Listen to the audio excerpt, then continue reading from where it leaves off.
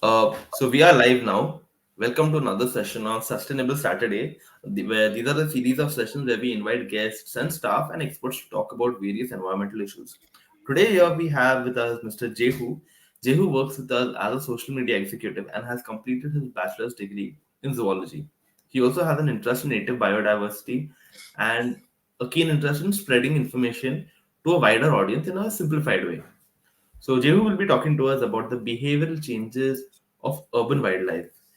And as we know, urbanization has been a problem for a long time, and not necessarily a problem, but a double-edged sword. So Jehu will be explaining how does the behavior of urban wildlife change.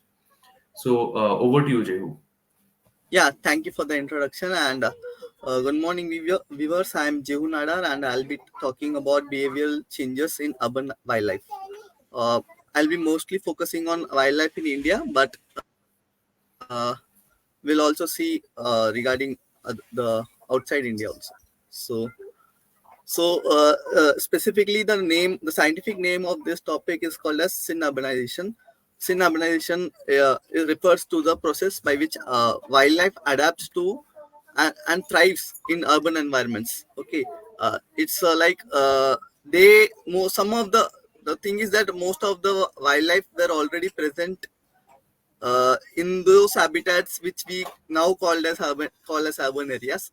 So the cities grew around their habitat, and but there are also some species which specifically seeked out human habitation because it was much safer, or they preferred it to their own natural habitat. So we'll be studying both kind of animals and synurbanization is the process in which animals change their behavior according to city life. So it also encompasses humans also. So unknowingly, we ourselves have been victims of synurbanization. So we are also animals, right? So we also have changed our behaviors according to city life. So we'll also talk about that. And synurbanization comes under a subset of a important topic called as urban ecology. Urban ecology is not is studied widely and also at the time neglected many times because data available on synurbanization is very less regarding species if Uh, you compare I to would wild. like to ask a question on this, Jehu. So Yeah, yeah, I don't know if you're going to cover this in the later in the session. Ignore this question. yeah, yeah, But since you said there's very less data, yeah, but I think we should be able to have a lot of data on this topic because it yeah, is so. yeah. Yeah. So is there a Exactly, that's what specific I said, right?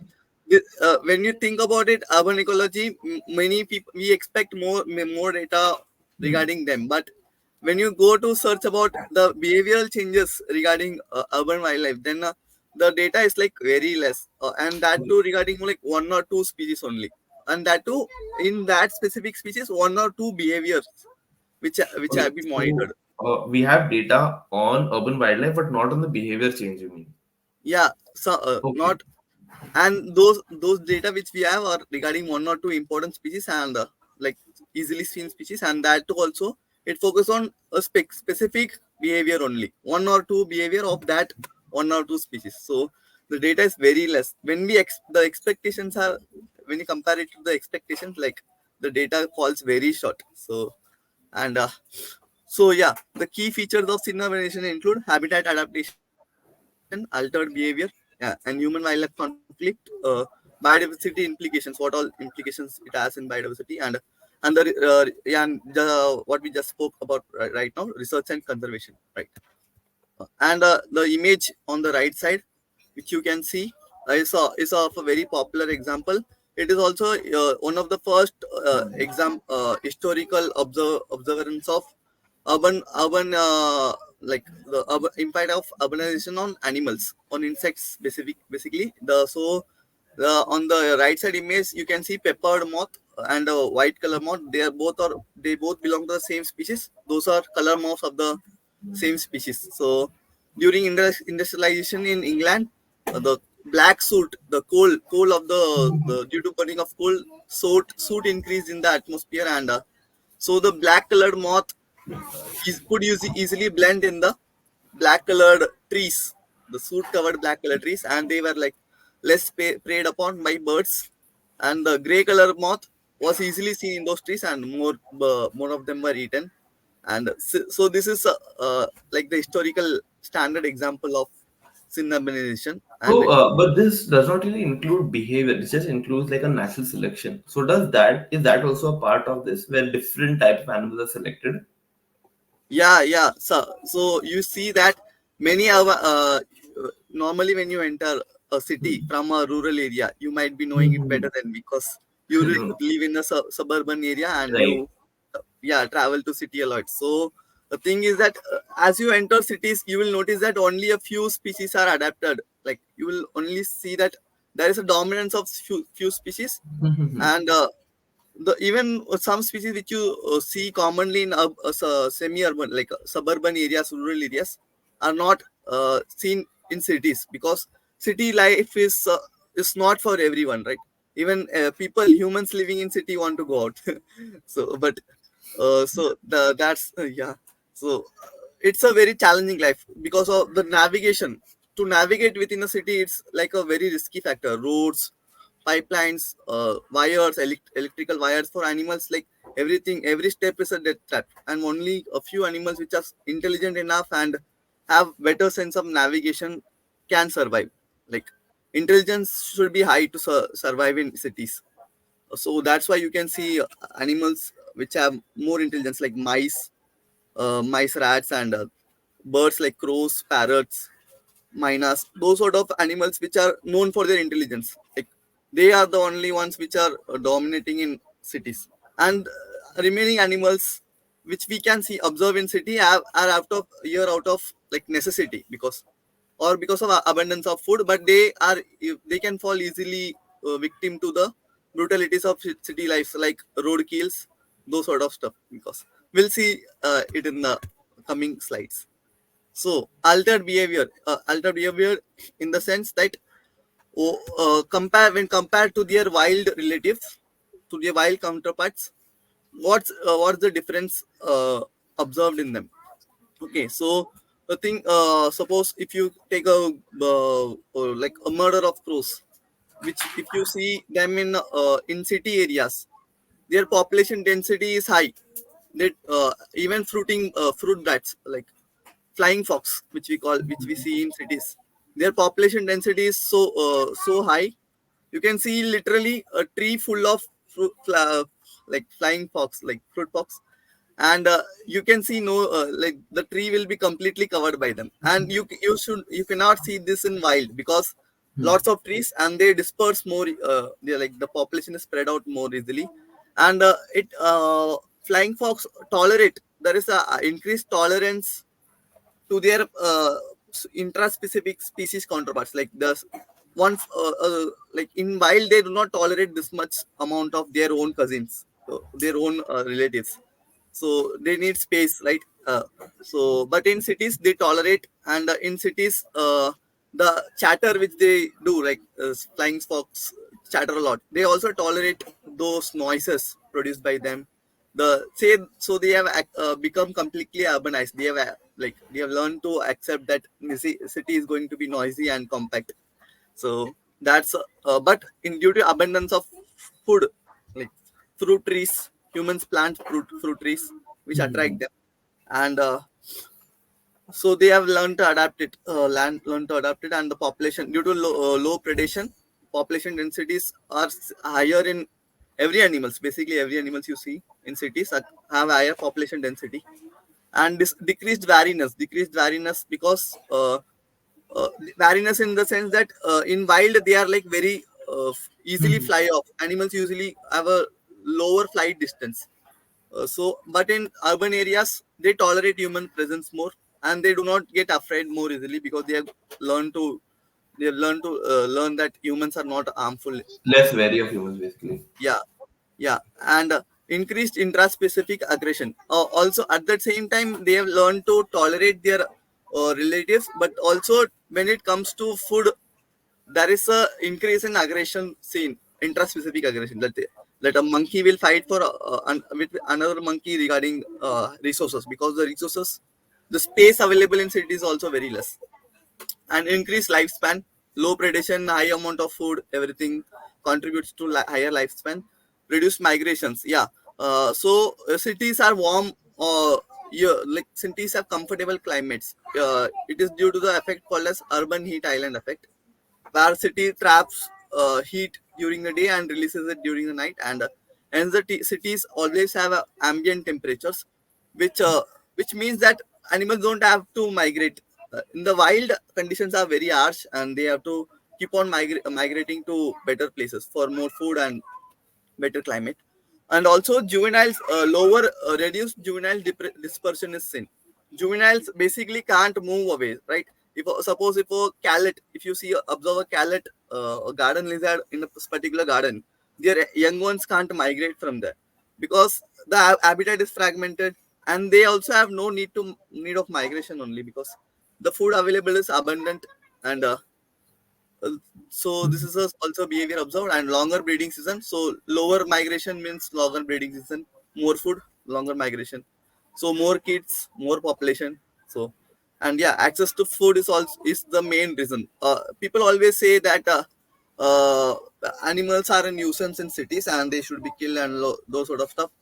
But the thing is that animals are not the nuisance, we are the nuisance. We throw food everywhere, we don't follow proper hygienic practices. We dump food everywhere, and animals, what will they do? They see food, and they'll come and settle here. So it's on us basically. And another thing which is observed in animals is that uh, most animals which are like in the middle tier, like mesocarnivores, right? Yeah, Mesocarnivores, interested. raccoons, mongoose, those sort of animals. Even crocodiles. Crocodiles are apex predator, but most of the time they scavenge. Muggers specifically scavenge.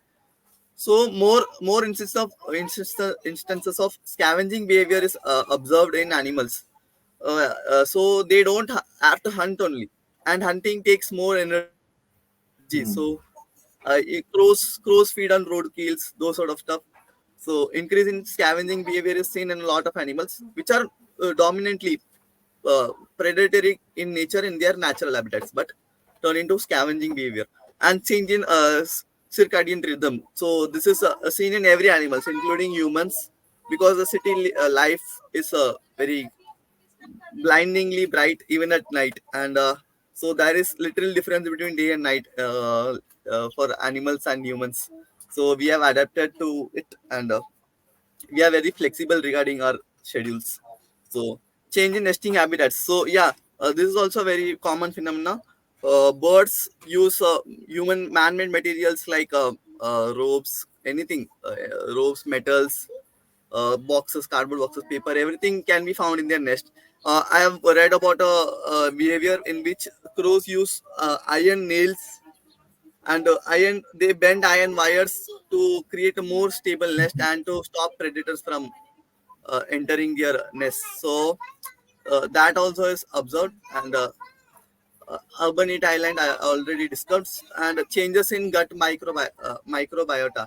So what happens is that the in city life, so people feed animals man-made foods in rich in oil content, those sort of stuff. Seagulls are notorious in coastal cities for stealing of people's food and running off. So their diet basically changes because they have to eat what humans have to eat, and humans eat a lot of processed foods, which causes diseases. And autoimmune diseases basically increase. Even in humans, you see, right? We have suffer from a lot of autoimmune diseases.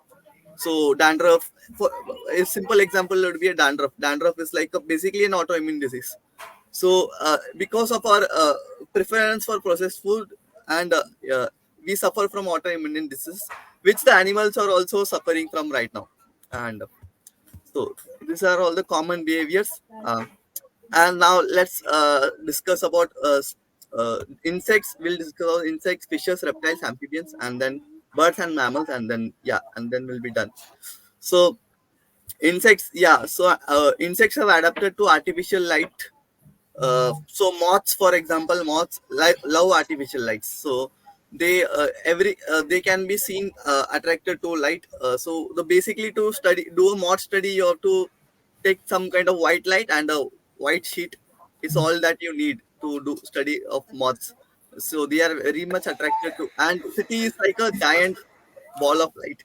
So they are Uh, attracted to, yeah. I have a so actually I have heard a contrary point on this that moths and actually a lot of insects have been facing a steady decline because of these lights because their circadian rhythm is being affected and because they are staying awake in the sleeping hours most of them by the morning they all are dead.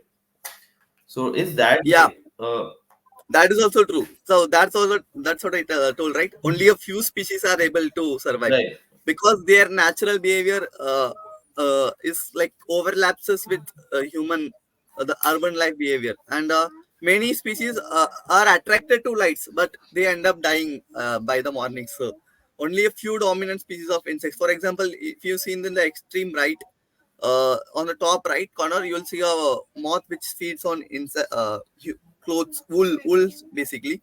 So this moth is pretty common in human, in our own cupboard. It might be seen in our own cupboard only. So this sort of animals, this sort of insects are dominant because they face very little negative consequences of such effects. Also, the main thing regarding urban biodiversity is that it is very less biodiverse. We can see a lot of insects being attracted, especially in the suburban belt, or in patches where cities are bordering forested areas. But most of the insects will not last a night in an urban landscape because urban plant diversity is also very low. So we specifically plant plants which look good for us, but and those are Right. not mostly native plants. So Oh yeah, yeah, made them and invasive as well. yeah, we have invasive and exotic plants mostly, which are not beneficial for anything. And uh, and yeah, and insects, specifically structure building insects like beehives, bees and wasps, they take advantages of our tall buildings, structures, everything, and lots of available materials, and they build their homes in our own homes in our buildings. So which means they are protected from any predator because we humans generally don't tolerate any predators. So that's a wasp on the extreme left side, which potter wasp, and in the in the bottom row, in the middle one, that's a paper wasp. So they are commonly seen I've in been cities, bitten by and a paper wasp. I have Like never been bitten. I've been bitten by like multiple at the same time, and yeah, it is very very I, painful. they are not that aggressive, but I don't know why you got bitten.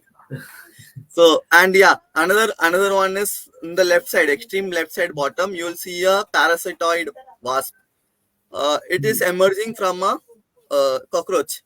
So basically, cockroaches are elite when it comes to surviving in cities, Right. surviving everywhere. So what happens is that this wasps are specific, host specific to those specific cockroaches. So when their prey moves into cities, and when Hmm. their prey dominates in the cityscape, these predators or these parasites which are dependent on them also follow them. So that's also one of the reason. And butterflies, yeah, humans love flowers, and butterflies Hmm. need flowers.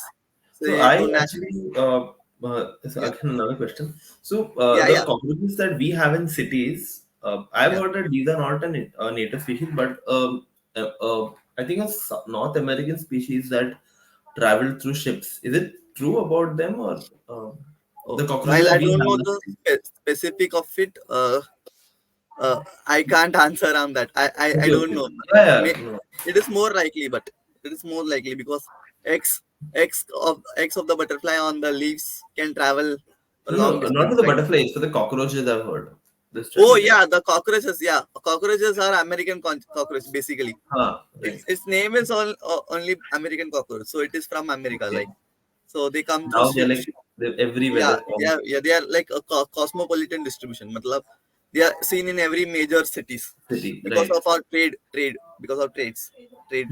So we can't do anything about them. Right? Yeah, and yeah, so on the extreme right side, bottom right side, you can see a dragonfly. Dragonfly are common in cities which have water bodies like Mumbai, and which have high monsoon. Monsoon means puddles, Right. mosquitoes, insects, abundance of insects, and so their predator also follow. And dragonflies are one of the most lethal predators. And yeah, so the another things which insects are attracted to is because of human waste, the Hmm. dumping stuff we do. And once they enter cities, their reproductive strategies change, their building strategies change, and they become more tolerant to pollution. And begin to interact more with the exotic plants and the invasive plants which are introduced by us. Because if you see lantana, which is an invasive plant, many invasive plants host many native butterflies, because this Hmm. butterflies have learned to tap into those plants. So insects So are I very mean, adaptable. Yeah, these dragonflies actually are very good mosquito controllers as well, right? yeah. They are the top. They have the highest, one of the highest success rate in killing. Right. Hunting. Yeah. So and yeah, so the insects have also adapted regarding timelines, Hmm. regarding circadian rhythms, which are those which have been able to adapt. Yeah, so they survive. And so the next one will be fishes. Fishes, you might be wondering where you can find fishes in Hmm. cities. So starting from I think from Dadar, yes, from Dadar, if you go northward towards the suburban side like Thane, in all those sewer in this railway station, you will see lot of fishes every Yeah. time, any season, right? In monsoon especially, you can see catfishes and snakeheads. So snakehead is the one in the bottom left side, which those two ladies are holding. They Right. are yeah, they are native in India. They are invasive in North America, where Right. they are banned. Basically, you And, can't keep them. but Yeah. the one in the photo, they are not the native species, right? That we have, or are they the same Yeah, one that yeah. we have? No. This is a native species to Southeast Asia and Okay. India also. So what happens is that due to aquarium trade, they this species were taken to America, and they have established themselves in the sewers, canals. Basically, every And water body they could find, they are they're dominating really them. really hardy species. Yeah, extremely hardy species. They are air breathing fishes. They can travel on land for long time. So Hmm. yeah, so they are it is completely banned in America to keep them, but India it is a native fish, and it is an extremely tasty fish. It's called as a morel, I guess, morel. So and it is seen in if you go to Chembur, my friend Ashar always tells that in Chembur there's a big sewer gutter, basically, where they are seen in like thousands of numbers. So you can see lot of them in gutters in Mumbai.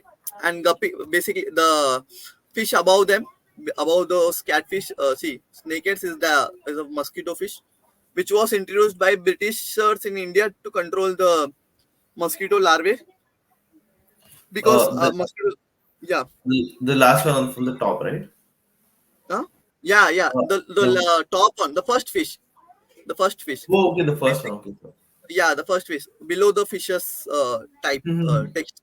So it was introduced by Britishers to control mosquito larvae seen in cities, because we were having lots of epidemics of malaria, those sort of vector-borne diseases. Hmm.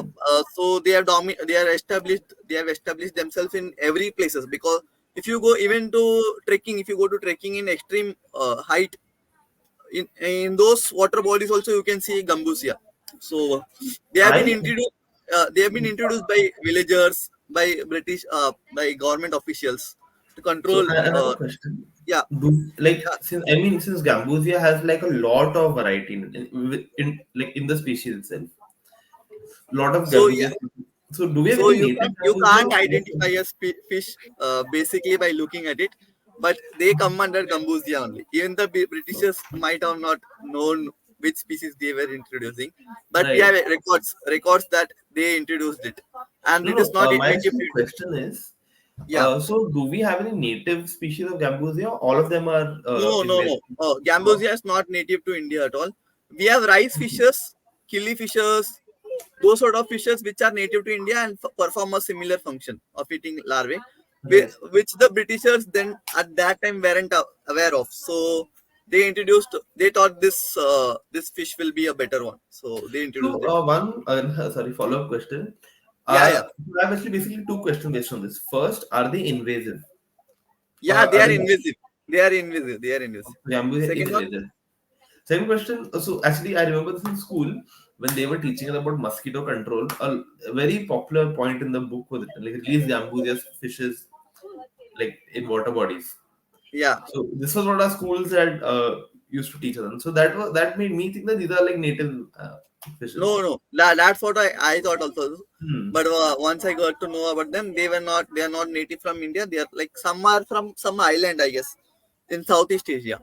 They are native to those islands only. Okay. And so we have rice fishes, killi fishes, and zebra fishes. Those sort of small Okay. Zebra fishes is native. which no, not related at all, but they share the same like Same analogous. niche. They are analogous species. They same the But share the so same Kili genes. is native to us, right? Yeah, killies are native to all over the world, but we Okay. have three species of native killies in India. Native species of killies in Hmm. India.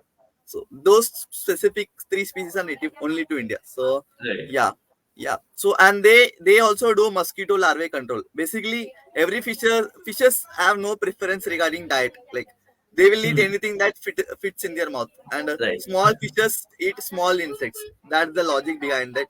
But at that time, the Britishers weren't aware of it, so can't blame them. And and basically, if you see that every animal has an analogous relative in every part of the world, even Hmm. this snakehead which you see in here has a similar looking relative which almost looks exactly like it. It is called as wolffish. That wolffish. Snakehead. They both look exactly the same, but they are not related to them each other at all. But they perform a similar function. So Okay. that's a great example of Are analogous they freshwater or freshwater. marine? Freshwater. So Okay. snakehead and wolffish both are freshwater fishes only. So they can't survive in salt water. And yeah, so and the catfishes is the one is which you can see those small whiskered fishes in the hands.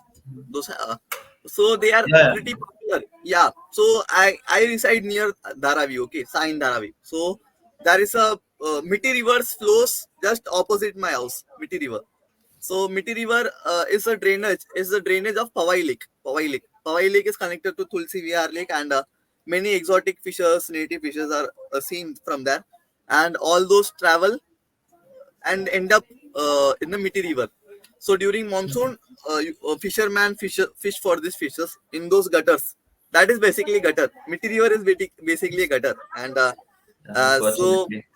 yeah, yeah, it is basically gutter, and you can these fishes which they catch in those gutters are they sell it right besides in the slums in the banks of the Mitti River. So you can basically do a population assessment of fishes found in Mitti River if you just visit the fish market next to We them. might So find, let's say, a lot of human waste and toxic waste as well in the fish's bodies, right? yeah, bioaccumulation. Yeah, that but during monsoon the fishes are relatively safe because high volume of Right. water, right?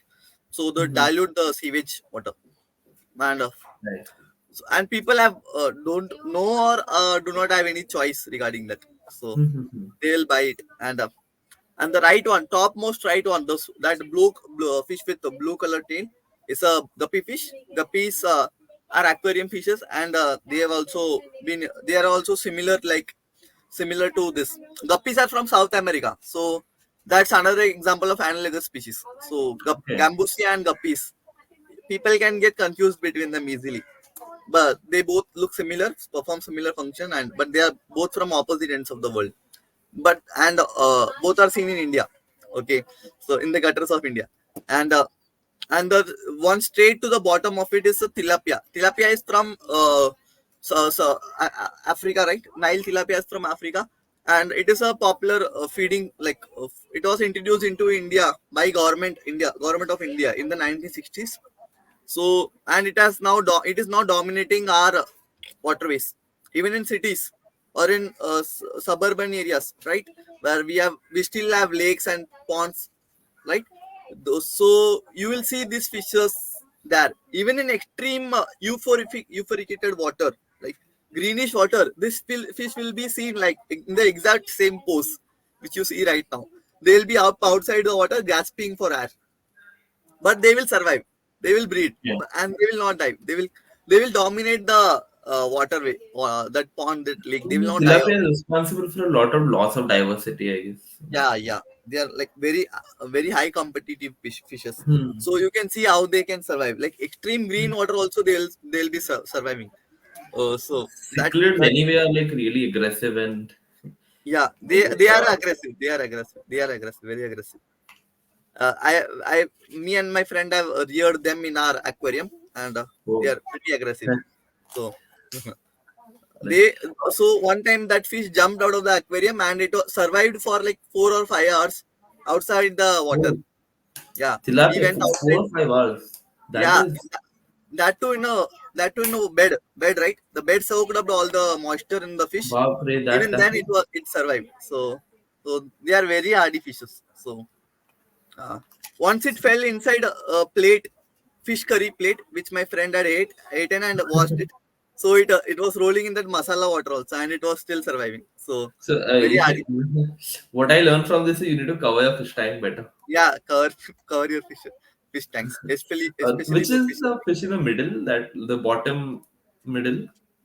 Oh, yeah. So those are loaches. Loaches. Those are called Okay. loaches. So they are like benthic fishes. They Mhm. inhabited the river bed in the bottom one. Even if you go to any rivers close by Mumbai, you will see a lot of them. Right. Lots of species. So this These specific, ones, yeah, yeah. these ones actually look more like Gara Rufa. I mean, Yeah, are yeah, these they are gara. Gara?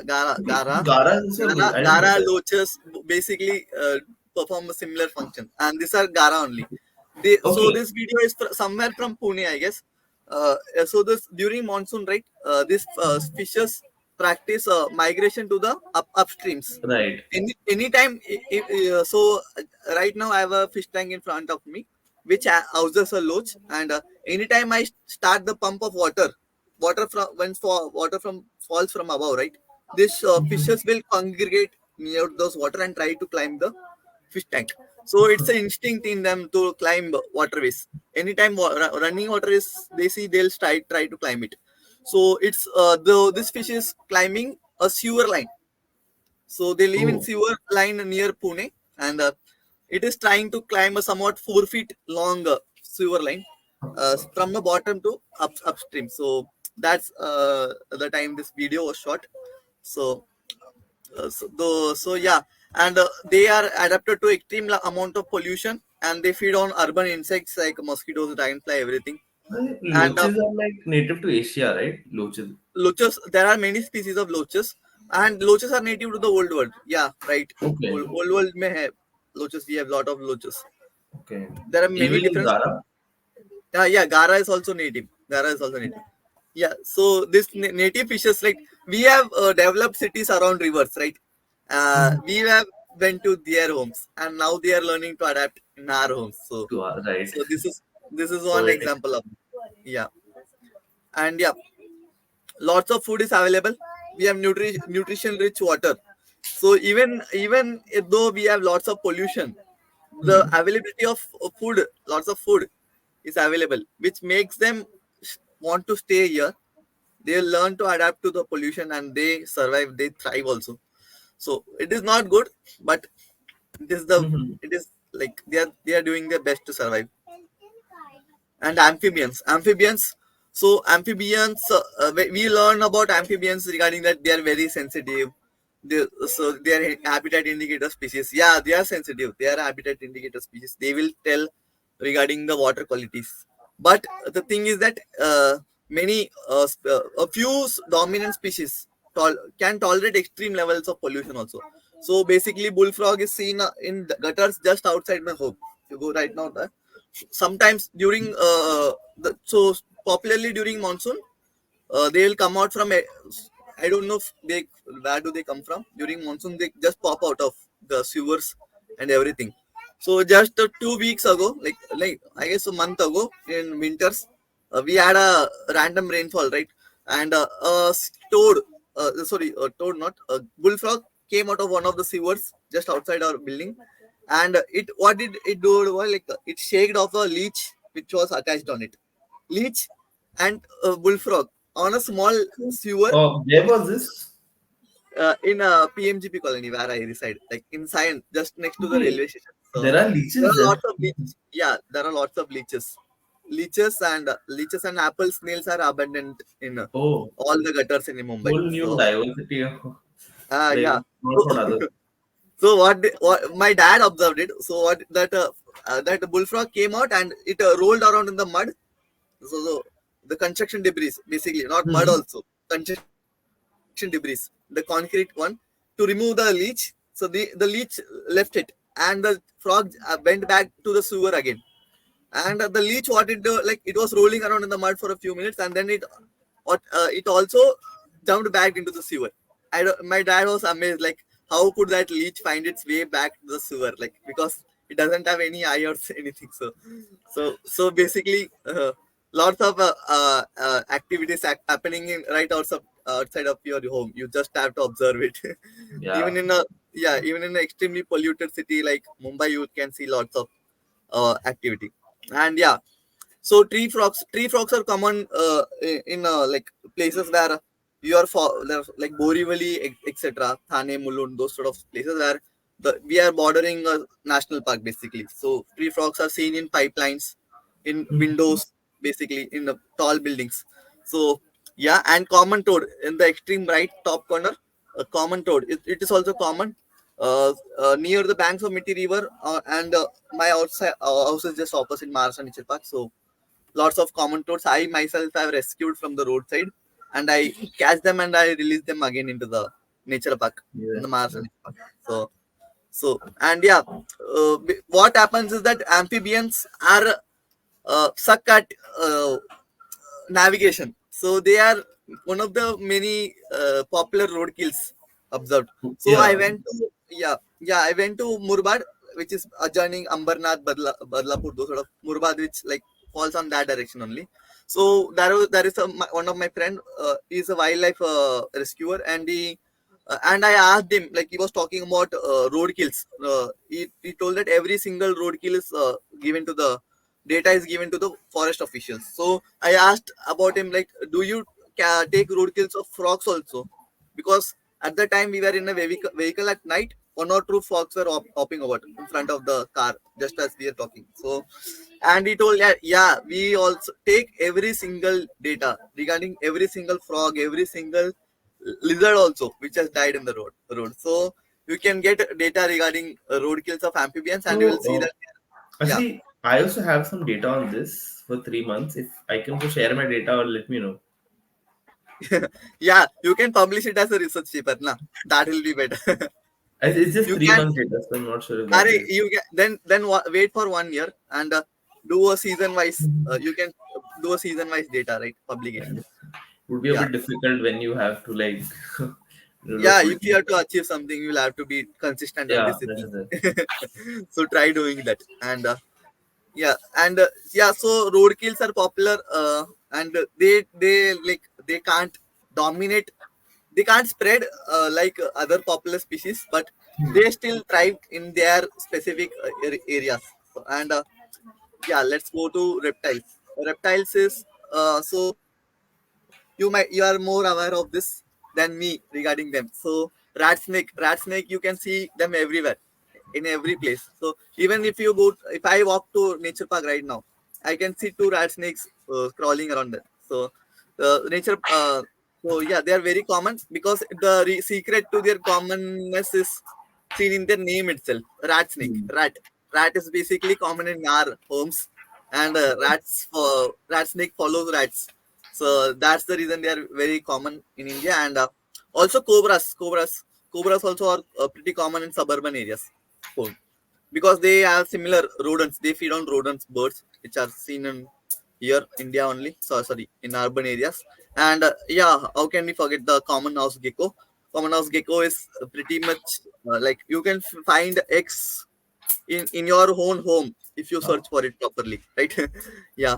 And yeah, and python, so you'll be asking rock python. I myself have witnessed rock python in Mars Energy Park. 13 feet, it was around 13 feet. So while we hypothesized it, I like told my dad that I saw a python. He told that maybe it came through the Mithi river during monsoons. So Mithi river is connected, as I told, to Sanjay Gandhi National Park. So from there it might have migrated. So and there are lots of baby pythons also. So I have been always wondering like what they might be feeding on, because nature park has only crows and rats and sometimes dogs and cats. So so they basically feed on those animals only. The rats, there are lots of rats here, bandicoot rats, and Mhm. they feed on them and they survive. And basically they are low energy animals, right? Cold blooded animals. They can go for many months without food only. So the even They'll wait python, for a bigger prey like a dog or something. yeah. So I was very surprised when I first saw it. I witnessed up very close, but in the basically Sion is called the border of Mumbai city, right? It is the core region of Mumbai. So and rock python. So Yeah, it's that, surprising. yeah, it was a very surprising incident for me. So that's why I have included it in here. And calots are basically seen in every garden or every scrub patch which you see in Mumbai has lots of calots. And Hmm. crocodiles, I included it because Mumbai basically Powai Lake has Right. lots of crocodiles. And crocodiles are sort of migratory, because Indian rivers, right? They are mostly monsoon-fed rivers, and once the channels dry up during summers, muggers have to migrate through land to go to better spaces. But so so what happened in that is that Vishwamitri River in Vadodara, basically Gujarat. So so that city was built around the river. So and people have learned to live with the crocodile because religious significance. Crocodiles are vahana of Indian gods. So Right. and what happens is that these reptiles have also learned to adapt to live in the dirty water. The river is basically polluted, just like Miti River, and more scavenging behavior is observed in them now. They don't hunt at all, and they are overweight. They have become overweight because of the abundance of Okay. food.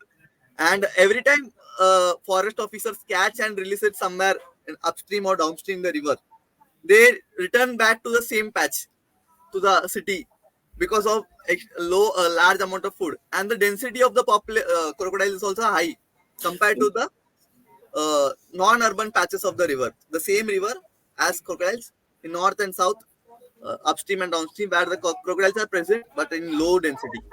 And these crocodiles also do not migrate. They do not migrate. They have no need to migrate only. So and what happens is that during monsoons, when the river gets connected to the sewer lines, the storm drains, the young ones of these crocodiles basically mostly adults also sometimes they also travel using those storm drains and pop up into the middle of the cities randomly. uh, These crocodiles don't grow very big, right? Or do they grow very big? The uh, Powai ones. yeah, they are muggers, right? So they basically Mhm. grow around 8 feet, I guess. Pretty big for humans, right? So, but But including the 8 feet, including the tail, right? no, I don't have any idea. I'll just check it out. Yeah, yeah, actually, it's not the. So, but because I think we barely have any attacks here. So they grow up to 16 feet. Oh, Muggles up to 16 feet. Yeah, Okay. the maximum growth is 16 feet. But, And yeah, so I they are actually had not. a friend in rescue. So whenever Yeah, they said the muggers that they catch were always like 6 feet or 8 feet, they never grew very big. yeah, 16 feet is the maximum length, so Hmm. including a tail, right? So So here, yeah, this is actually a very interesting thought that despite having so much food, city crocodiles don't grow as large as their wild counterparts. Or maybe the general uh, population. I guess growing large isn't the aim for animals. Like Their main aim is to reproduce and stuff. And another thing that that might be the reason, because high density, right? If you keep catch some, if you, for example, if you catch a big fish which grows extremely big in a river and keep it in a small aquarium, for example, goldfish, only goldfish grows like somewhat goes somewhat like 12 inches something like, so it Hmm. grows pretty big. But goldfish and goldfish can live for 40 years if properly maintained. But the goldfish which we keep it limited in a small aquarium tank, right, it will remain at that size only for as long as it lives, because of the size is small and the population density is high. That might even though food The is available in abundant, right, we feed goldfish lot of foods, but they earlier don't a grow. study that I had read about goldfish was that due to a lot of ammonia that they release, and Mhm. in the small fish tank, it just keeps collecting inside. Yeah. And yeah, that is So another reason. yeah, that basically that's what's happening in Powai Lake at least. And I Okay. don't know about Vadodara, but in Powai Lake it's a lake and they are restricted. The lake is basically sealed up on all Hmm. sides, So and maybe that's only why there are during no attacks. yeah, and only during monsoons you can see that some of them might try to come to the accidentally come to the road. So the Like, I have yeah, and or do like some of them try to climb to the river, the like it is meteor connected river. to a river, right, Miti river. So but mostly they don't attack humans, even in their natural habitat they don't attack humans unless you go close or during breeding season you go near them. Hmm. So and yeah, basically for that's for reptiles and birds and mammals. I didn't get lots of time to prepare for birds and mammals, but I you can, it is apparent in the PPT itself. Okay. So yeah, birds basically nesting, change in nesting behavior and change in human diet. So that's the crow feeding on a roadkill. So many crows have learned that they don't have to hunt at all. They can just uh, fly around the territory and look around for roadkills or animals which have died, which are seen in human settlements like cows, anything like any pet or any rat which has accidentally entered our home. My dad will kill it. So and the crow will feast on Ah, it. So okay. they are most so that's a easy source of food for them. And yeah, so and the nesting structure which I had just discussed, they use man-made materials to nest.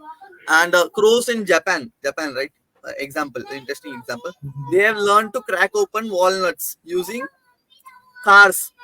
So what happened is that they take a walnut and they fly above the road, and they drop the walnut right in center of the road, and a huge lorry or car will roll over the walnut and crack it open. And once the signal turns to red, that crow will only then the crow will come down to collect the nuts. So it has learned to live by rules which we have set also, like so it has learned to identify the difference between red and green signals. So that was an interesting example, extreme amount of sin urbanization. So Right. yeah, civilized crows. So more civilized than most humans regarding traffic laws. And yeah, Yeah. Yeah, that is it. and yeah, altered singing patterns is observed in birds because city is Hmm. noisy. You, if you want to get mate, you will have to be loud. Hmm. And the song which they design has more amount of high pitch notes, and they themselves are more loud so that they can find potential mates. And yeah, adaptation to artificial lights. So you can see lots of owls in here. Barn owls are basically common. Just outside my window at night I can see barn owls. They use the street light to hunt the rats which come out to feed the waste which we dump. So just outside my window, uh, dump, dumping lots of trash from humans will be there. Rats will come out at night. Street light will be there, and just on top of the street light, barn owl will be ready, sitting for ready to swoop down Waiting a for rat. yeah. So yeah, and night jars also seen in In the many city. suburb. Yeah, Oh, that is that's nice. yeah. Night jars also seen in suburban areas, not in extremely urban areas. Only owls are seen in night. And yeah, also bats also take advantage of this light. So in the street light, right, lots of moths will Hmm. be seen. And geckos, I have observed geckos near street lights. Every street light which is attached to a wall, right, lots of moths will be sitting there, and geckos, bats, everything that feeds on those insects will be roaming around that. So and I have seen geckos fight over food also, fight over those moths. So pretty big geckos. so like they are overfed, like they are very healthy. If you see that, Hmm. extremely fat geckos.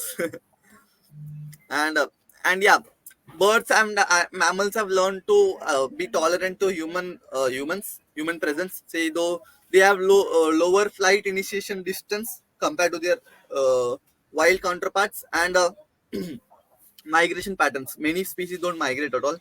And yeah, another funny thing is that if you can see that in the right, extreme bottom right, that's a Hmm. parrot, right? It's a native parrot, India. What's the species? What's the species? It is I think a this is the rose ringed. yeah, yeah, that's a male and a female, right? Guess Hmm. where the photo is from? I don't know. Are is this near CST or something? Nah, it's from London. Oh, So, okay, Indian that's London. So London is basically second India right now, and not only the humans, animals from India also dominating that. So those parakeets are from India, and they are pets. They are once pets. Now they are invasive. If you can say they are invasive, right? So they are non-native basically, so. but they are dominating. I mean, this is a very big controversial or debatable topic. Some people say that parakeets Yeah, are not native to India, but were bought by Alexander and yeah. the Mughals and those people. Like they were not No, no. originally native. These parrots are native. These parakeets are native to India. Okay, Yeah, this specific there are like four or five species of parakeets and parakeets. Yeah. one parrot which is native to India.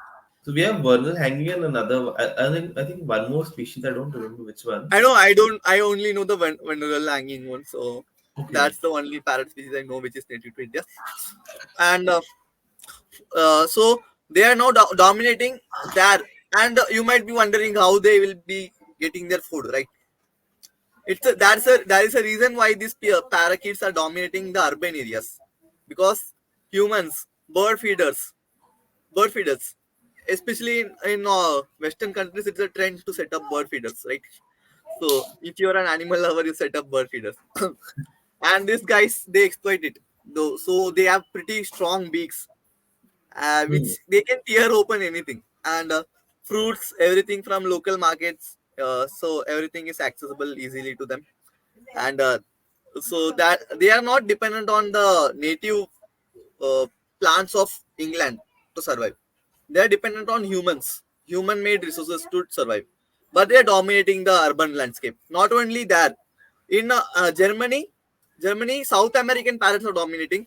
In America, Australian parrots are dominating. So this is also a trend seen in the animals Like that all are but bought by humans something.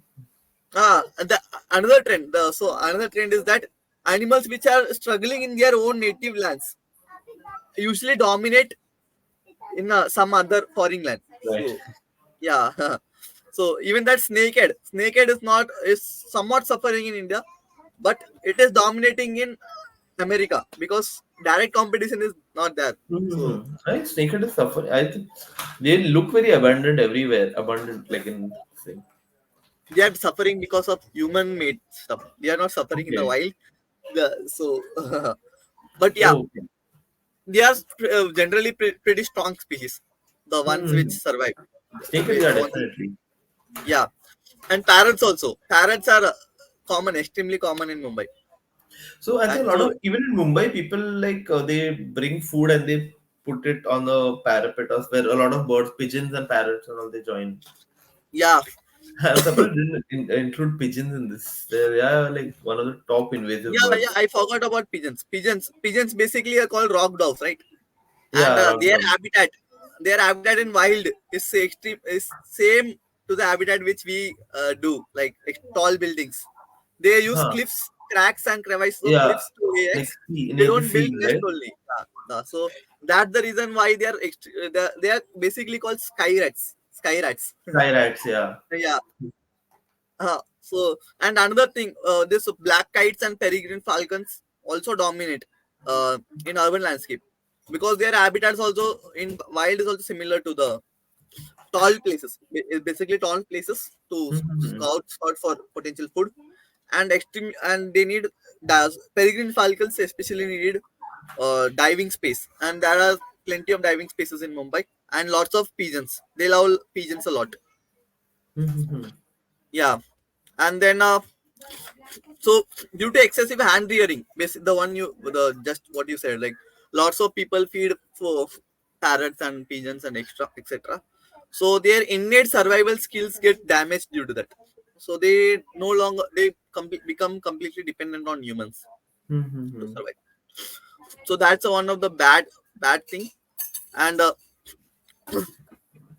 and another thing is that yeah, pollution levels, higher levels of heavy metals like lead and what do you call pesticides are seen in the bodies of these birds and animals because they consume foods which are contaminated by them. So Mm-hmm.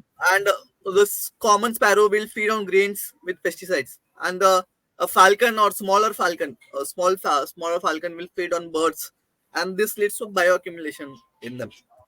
So Right. that's one of the negative effects.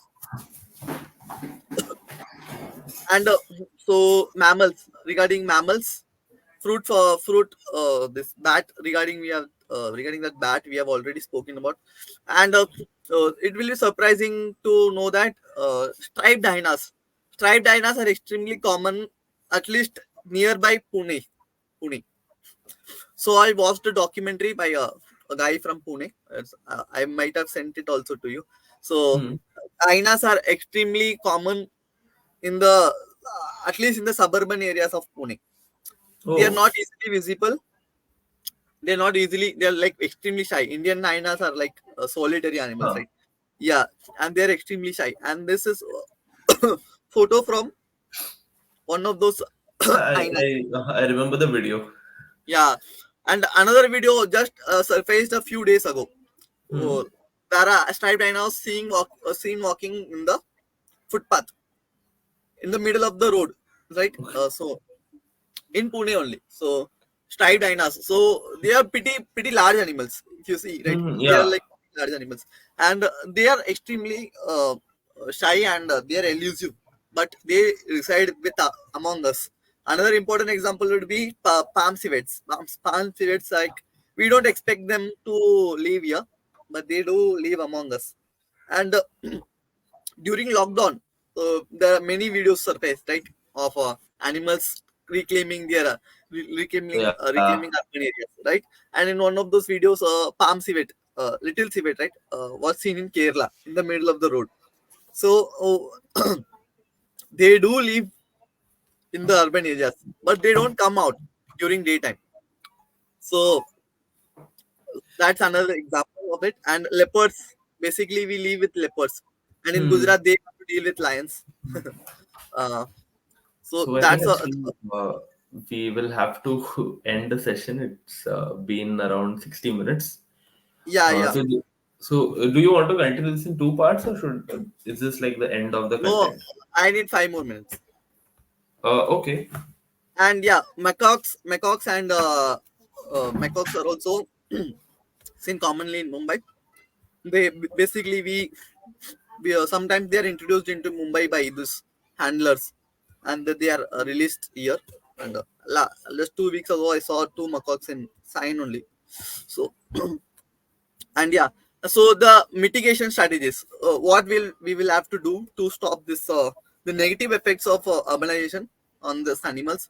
So and and to stop the potential human animal conflicts which definitely we will have to face. and how we have to design our cities so that we can integrate them. We can't get rid of them, right? We can't get rid of Hmm. animals.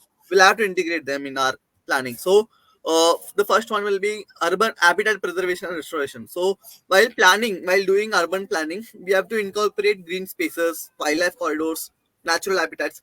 We will have to plan the city according to the surrounding geography. No, Hmm. we will not have to modify the geography to suit us. We will have to modify according to the what the geography demands from us. And Right. yeah, and public education. So awareness program, educational boards, so warning boards, and don't feed birds, don't feed animals, or tiger prone zone. Those sort of Hmm. signs will help. And waste management important. So it's not animal fault that they come to they roam near our homes. It is our fault because we are dumping food just outside everywhere, just about everywhere. So we will have to use secure waste bins, composting programs to reduce the number of animals in dumping grounds. Lots of vegetable waste ends up in the dumping ground, which attracts lots of animals. And wildlife friendly infrastructure, right? To prevent the road kills, wildlife crossing should be mandatory in suburban areas or in areas where road kills are high. And animal control centers and rescue centers should be available. Wildlife rehabilitation centers should be set up in areas where there are prone to be more sort of stuff. And yeah, awareness programs to stop the human animal conflict. If we so basically you can see that this hyena incident, if residents in Pune see it, they will go haywire, right? So they will have to be educated that hyena is not at the fault. It's because of you dumping carcasses of animals in the bordering of the cities. This hyenas get attracted there, and not it's not their fault. If you come to face with an hyena, how you will have to deal with it? How will you have to stop it from doing any harm to you, or if you, so etc. Those sort of stuff. And in order Okay. to generate empathy, right, basically. And wildlife friendly building codes, right? In building, lots of pigeon nets, bird nets are kept to stop birds from basically entering the balconies of people, sort of. And many of the time these birds get crippled by them. And kites, when we fly kites, lots of birds, the bird kite which gets damaged to the manja, the Hmm. etc. Those sort of stuff, those sort of rules are to be made. And bird friendly glass. You might have seen lots of videos of birds crashing into windows because they can't differentiate between the open window and the glass window. So Right. those sort of stuff, Yeah. yeah, those sort of rules should be made mandatory. And wildlife feeding should be restricted. The birds feeding which we see in Hmm. cities. Definitely. That is Yeah, a big problem. yeah. And another thing is research and monitoring. We should conduct proper research to understand where we are going wrong. So just as we begin, right, the data available on them is extremely low. Even though we have a high diversity of urban wildlife compared to the other cities in the world, other countries in the world, we don't have any data, and our decision making should be driven by data, right? Hmm.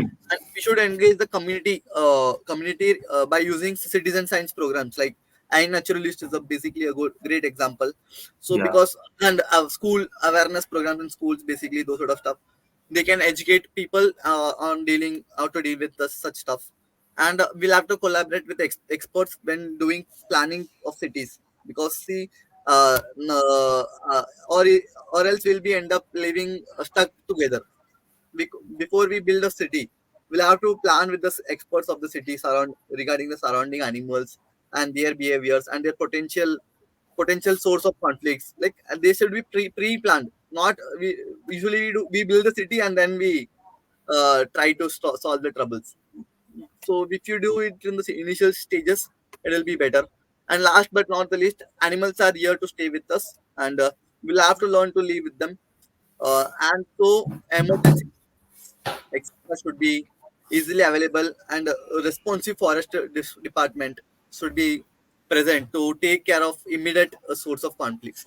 Like so, yeah, that's basically it. And I guess I have covered everything I wanted to say. Oh, Yeah, thank thank you so much, Jehu, for this wonderful session. We learned a lot today. Hopefully, our audience will also like it. Yeah, Thank you for being a part of this. And with that, I end the stream. yeah. Thank you.